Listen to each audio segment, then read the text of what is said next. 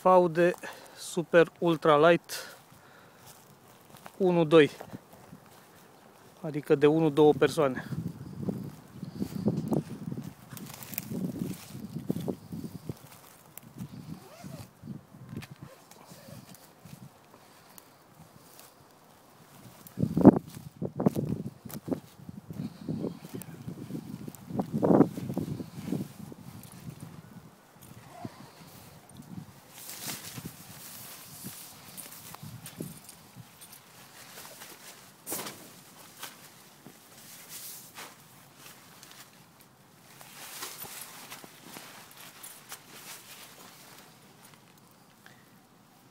Ia, să te fac vedetă pe YouTube.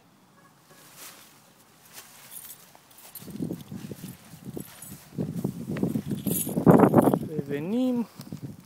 Plan mai larg.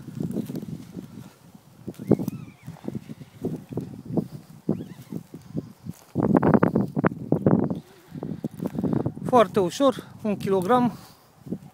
Principalul dezavantaj nu e self-standing. Suficient pentru o persoană cu bagaje, oricât de mare ar fi bagajele. Continuăm cu Taurus 1.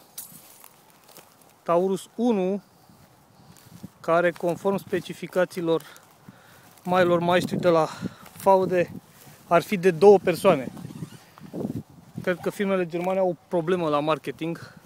Întotdeauna marketingul lor e confuz. Taurus 1 este de 2 persoane. Pare logic. O să vedem mai târziu și Taurus 2, care este de 3 persoane. Oricum, Taurusul 1 e dat de 2 persoane, dar persoanele respective trebuie să fie destul de minimaliste și eventual să iubească sincer.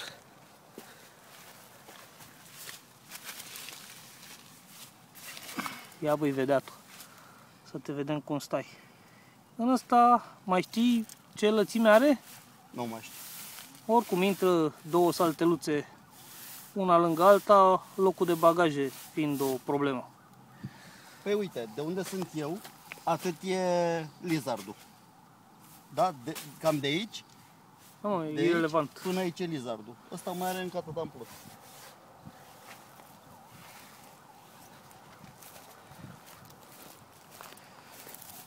Ai husa lui la el sau ai altă husă? Altă husă. Deci n-am putea vedea dimensiunile. Și continuăm cu Taurus 2. Ba, putem vedea dimensiunile. Tot de la Faude. Vino.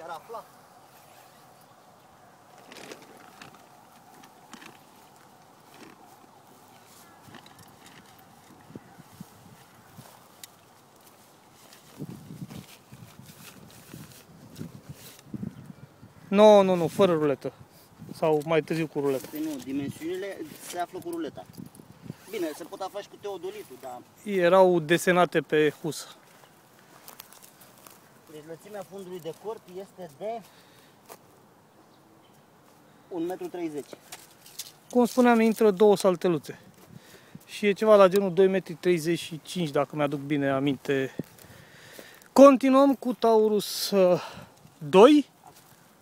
A cărei lățime de fund de corp are 1,60 m. Care o să le putem vedea pe husă.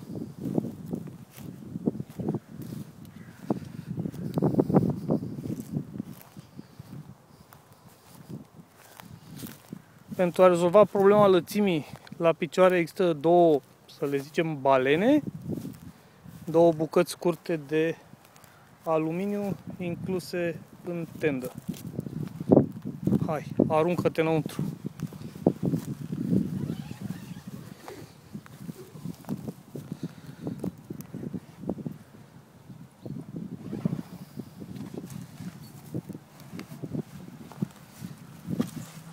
Același design, doar că semnificativ mai lat. Ca înălțime, cam la fel.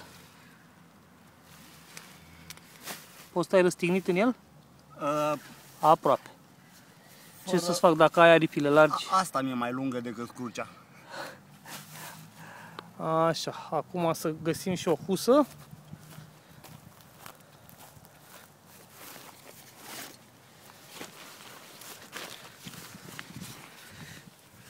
Ăștia de la Faude au fost suficient de inteligenți să își treacă dimensiunile pe husă. Să sperăm că se vede.